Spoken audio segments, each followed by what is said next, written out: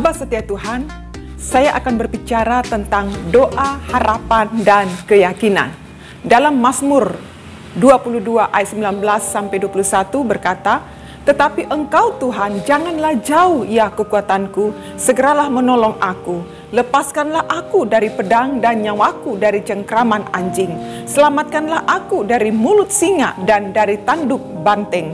Engkau telah menjawab aku." Sahabat setia Tuhan, terkadang doa dijadikan jalan terakhir terhadap semua persoalan. Ketika dokter mengatakan sudah tak ada harapan lagi, maka pendeta atau orang percaya akan mengatakan, kita doakan saja, kita hanya bisa berdoa.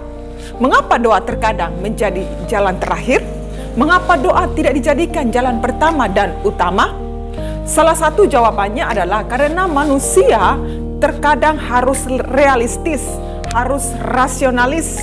Kita hidup di zaman rasional, zaman di mana ilmu pengetahuan dianggap dapat menjawab semua persoalan manusia. Selama kita masih bisa menyelesaikan persoalan kita sendiri, untuk apa kita berharap pada Tuhan? Itu pikiran manusia modern. Namun dalam kenyataannya, banyak persoalan yang tidak mampu diselesaikan oleh semua kemampuan rasional manusia. Tidak sedikit yang stres, depresi, putus asa, dan hilang pengharapan.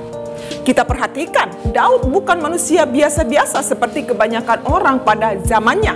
Alkitab mencatat ia pemberani, ahli strategi perang, disegani banyak musuh, sastrawan terkenal, musikus berbakat, raja kerajaan besar, diurapi dan diberkati Tuhan. Semua didambakan manusia sudah dimiliki oleh Daud. Yang menjadi pertanyaannya, mengapa Daud bisa seperti itu? Karena ia memprioritaskan Tuhan. Doa adalah jalan pertama yang ditempuh oleh Daud, baik dalam keadaan senang maupun dalam keadaan susah. Dalam Mazmur 22 ini terlihat bagaimana Daud sangat berharap pada Tuhan. Ratapan doa Daud memperlihatkan ketergantungannya penuh kepada Allah. Perhatikan kata, "Janganlah jauh ya kekuatanku. Segeralah menolong aku. Lepaskanlah aku dari pedang dan nyawaku dari cengkraman anjing. Selamatkanlah aku dari mulut singa, dari tanduk banteng." Semuanya doa pengharapan kepada Allah. Sebenarnya dengan kekuatan dan pengalaman yang dimiliki Daud, ia dapat menolong dirinya sendiri.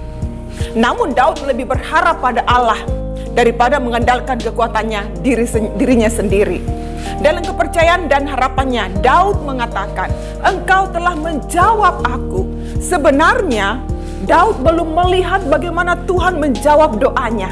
Namun keyakinan imannya pada Tuhan membuat Daud berani mengakui, "Engkau telah menjawab aku." Wow, luar biasa. Perenungan bagi kita, masalah utama yang terkadang saudara hadapi adalah ketidaksabaran menantikan waktu Tuhan. Engkau mungkin sudah sangat lama mendoakan satu pokok pergumulan dan engkau sampai saat ini belum mendapatkan jawaban itu. Sebagaimana pemazmur, kita bisa mengatasi kegalauan pergumulan kalau engkau berani bersandar kepada Tuhan.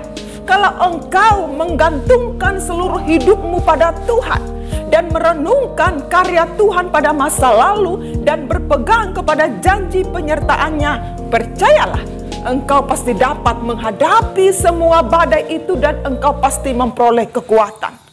Dan sekalipun Tuhan belum menjawab doamu, jangan pernah berhenti untuk berdoa. Teruslah berdoa, berharap dengan penuh keyakinan bahwa suatu hari nanti engkau akan menerima dan melihat rencana Tuhan yang indah dalam hidupmu sebagai jawaban dari doa-doamu. Amin.